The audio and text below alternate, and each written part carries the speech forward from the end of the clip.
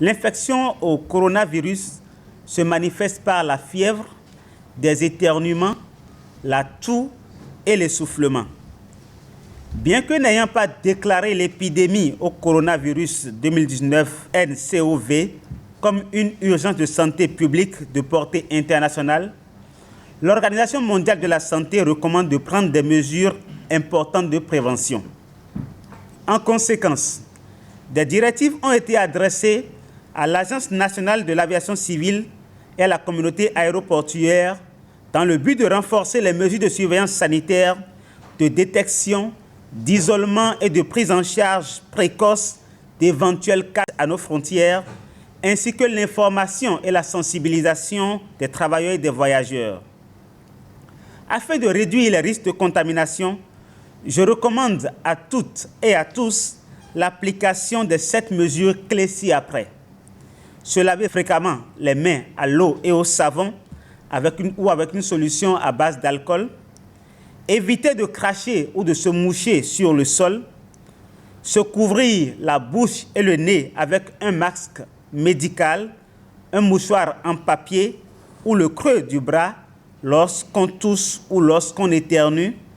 Puis jeter le masque ou le mouchoir et se laver les mains.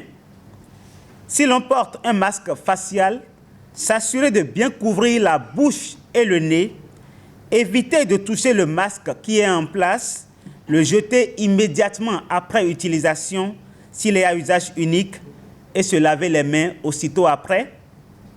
Éviter tout contact étroit avec des personnes ayant la fièvre et la toux et consulter un médecin en cas de fièvre, toux et difficultés respiratoires.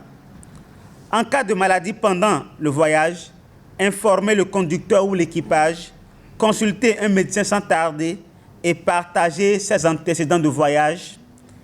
Et enfin, dans les marchés d'animaux vivants, éviter tout contact direct non protégé avec des animaux vivants et leur surface en contact avec des animaux et bien cuire la viande avant de la consommer. Par ailleurs, j'invite toute personne récemment revenue d'un voyage dans les pays à risque, notamment au cours des 2 dernières semaines, et présentant l'un des signes de maladie tantôt cités, à appeler les numéros 95 36 11 04 et 95 36 11 02 du SAMU pour être pris en charge avec diligence.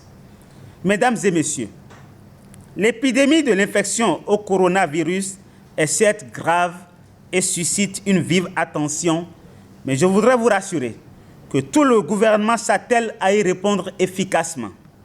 Toutefois, pour être totalement efficace, cette réponse nécessite la contribution de tous, le respect des directives par tous, l'application sans faille des mesures de prévention pour nous protéger nos proches et notre pays. Enfin, je précise qu'aucun cas de la maladie n'a été signalé dans notre pays à ce jour et j'invite la population au calme, à la sérénité et à une totale collaboration avec les services de santé pour une gestion réussie de cette situation. Je vous remercie.